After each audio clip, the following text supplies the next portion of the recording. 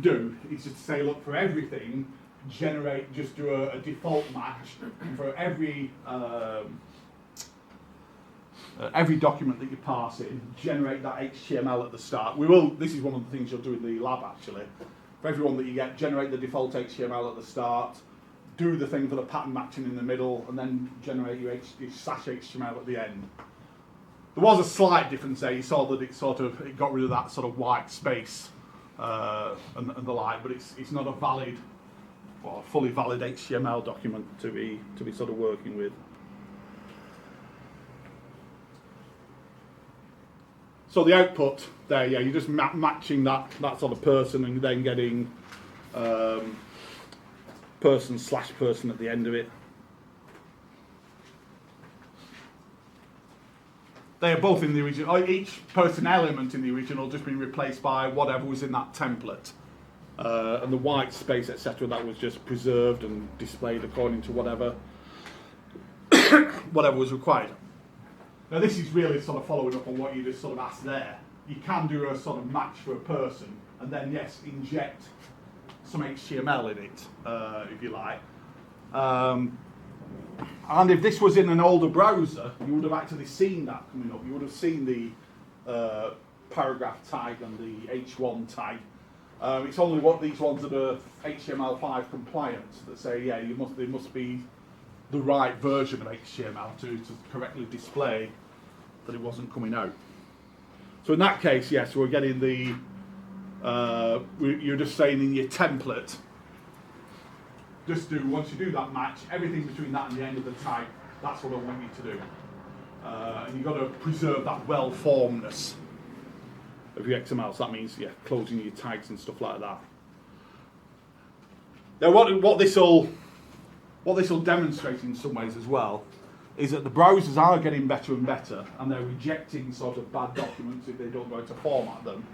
And often what we'll want to do is to be able to scan in what the original raw data was before and after a transform.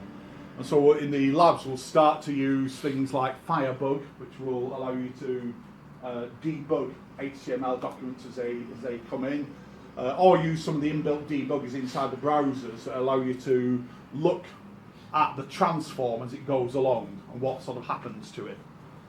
Well, the transforms can be fairly tricky to work with because they're not always, it's quite tricky to get that output right, and if the output's not right, you don't actually see it on screen. A better way of doing it, rather than, in this case, rather than just sort of forcing the browser to do it, is to do it using a command line version. And you can say, apply these rules to this document and send it to this output document. And then you'll have the exact bit of text that was generated. Because whilst this may be generated, that's the thing that was generated by that's sort of third version of it. The browser won't actually interpret that. It can't sort of see it and display it, even though it's in a sort of document. Just because, as I say, the browser's expecting HTML5 and it doesn't necessarily know what it is. But moving on, you can also you probably want to find the actual value of some of these tags, and that's what the XSL value of tag does. Allows you to move into a tag that you found and get the value of it. So you can say, look, once you've scanned into this person, once you've got a person tag, select out the name inside it and give me the value of that.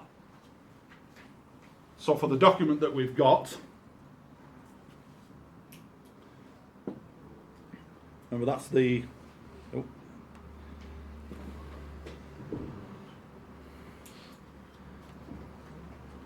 that's the document, and the name tag, its value is any of these values inside the whole lot. So you'll get the whole Alan Turing coming out, or the whole Richard P. Feynman. If you wanted just the first name or the last name, then you'd ask for the value of the first name or the value of the last name to work with. So in this case, we ask for the value of where you select the name tag, and your output is going to be the three things that it finds inside, well, two or three things, because one's got a middle and initial, the things that it found inside those tags. for it. Now again, hard to show this as an HTML demo, but in the lab we'll do it just as a standalone and run it and generate a document with that in to show it sort of appearing. So you get the full text of the name tag, first name, middle name and last name. The actual tag names has just been stripped out, you've been left just with that raw data coming out of it. So again, just sort of building it up. We can sort of extract out individual sort of components from that. Starts to get a bit trickier now, as things always do. How you want to sort of repeat some of these things over again. And there's this special tag called apply templates that allows you to say repeatedly do this for all the elements inside. And it's a sort of repetition that isn't by your normal for. There's no, well, there is a type of for loop available, but there isn't like a for or a do while or while sort of statement inside XSL. It tends to do it by it says just names just gone out of my head. Self-calling. What's that method where you self-call something? What is it? Recursion. Was that what you just said? Sorry. Yeah, recursive method. So you recursively call these patterns over and over again. So just as an example,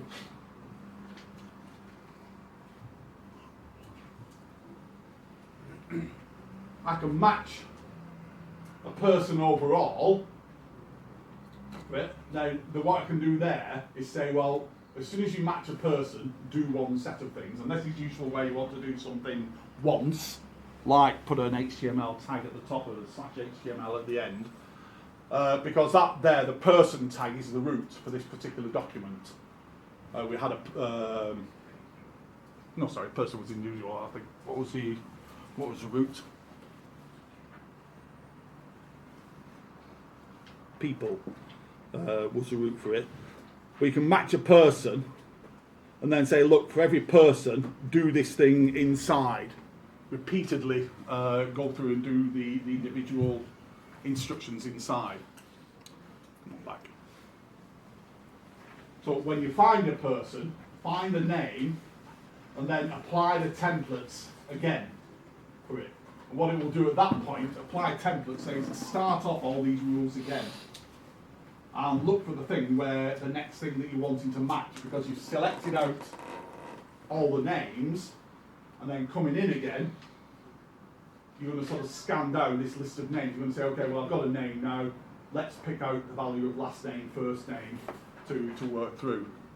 So the first time through, the very first rule grabs all persons and then says apply these rules to within a person this particular set of names. This is equivalent in your programmatic approach to doing that. Selecting for a particular tag name, and you get a node list, and then we start to iterate along the node list. You had one thing where you created your node list, and then a second one where you iterated over the whole sort of set of it. This is doing it in a more declarative style. There doesn't seem to be any loops in here. It's just this apply templates is going into it again and looking for a template called, in this case, sort of name, and dragging out the last name and the first name. In that sort of a case to it.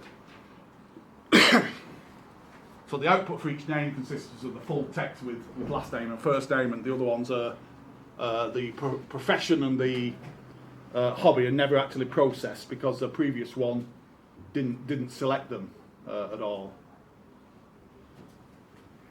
Now, how do you use one of these processors? Typically, built inside a browser is an easy way of doing it. So all your Firefox, Internet Explorer, etc., they've all got it built within, since a certain one.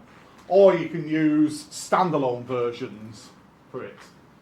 And we'll try both in the labs. We've got this Apache one to use. They basically read an XML source document and a style sheet and apply the transform rules.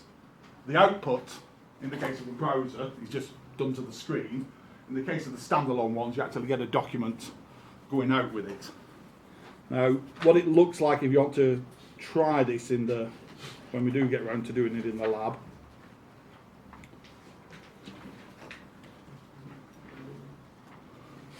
The transform program, this is just the beginning part of the lab. The transform program, just called transform here, that's just a class that does the transform for you. So we're saying, can you just run this transform with this input file, this XML, this set of rules, and then the final one is the output. So 3 files it's mentioned in there, the 2 input ones and the output ones. That'll apply those rules to the XML and generate you that output file, which you can then sort of look at. So you'll be able to try those lecture examples to come out. There's some ones there to try already, there's some phone numbers ones. The alternative, as I mentioned, is to include a line inside your XML, which is an XML instruction really to your browser to say, go off and find this particular transform file. You can either give an HTTP address and tell it to go off to some site and get it. If you just give a file name, it'll assume it's in the same folder as wherever it found the original document.